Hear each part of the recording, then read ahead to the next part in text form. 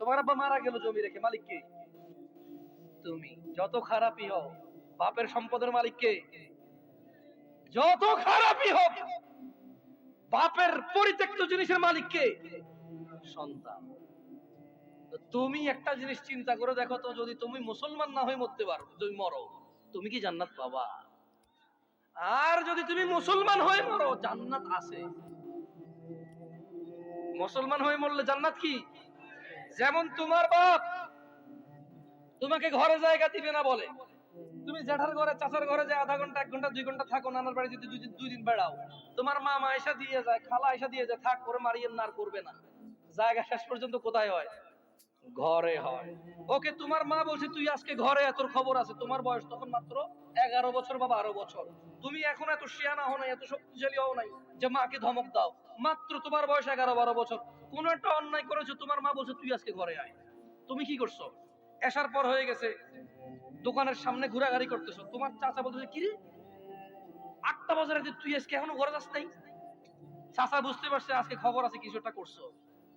8টা-9টার পরে যায় দেখে যে তোমার মাই তোমারে খুঁজতেছে। এরকম হয় না? তোমার মায় তোমারে খুঁজতেছে যে আমগো আব্দুর রহিমের দেখছেন নিও কিল্লাই, আর এতরে কইছিলাম আজকে ঘরে এলাতে, ওলাটা তো আমার জীবনটা শেষ করে দিচ্ছে, এই যে হ্যান তুমি যা যা করছো বলছে। বলার পরে তোমার মা কিন্তু তোমার, যখন এখনকার কথা বলছি না, তোমার মা তোমাকে চেরাগ নিয়ে চেরাগের যুগে খুঁজছে, হারিকেন নিয়ে হারিকেনের যুগে খুঁজছে। এখন মোবাইলের ফ্ল্যাশ লাইট দিয়ে তোমাকে খোঁজে তোমার মা। খোঁজে না? দেখছো? তোমার মায়ের সন্তান তুমি, অন্যায় করছো বলছে ঘরে জায়গা দিবে না, 2টা শলা দিয়ে বাড়িও দিছে, কিন্তু আবার মাই রান্না করে খাওয়াইছে। আবার মাই ওই মায়ের দাগের মধ্যে মাই তেল মালিশ করে দিছে।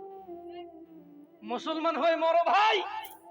এই যে আগুনে জ্বলে যদি পুড়ে আল্লাহ ছাই করে দেয়, ওটাকে আল্লাহ আবার জীবনের নদীতে ধুয়ে পবিত্র করে জান্নাতে ঢুকাই দেবে। আল্লাহর হয়ে মরো, আল্লাহর হয়ে মরো। সালাত ছাড়া বিকল্প নাই।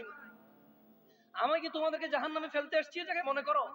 আমার নিজের গ্যারান্টি আছে, আল্লাহ আমাকে আশ্রয় দিক। আমি আল্লাহর কাছে দোয়া করি, আল্লাহ আমাকে ও তোমাদেরকে ক্ষমা করে দিক।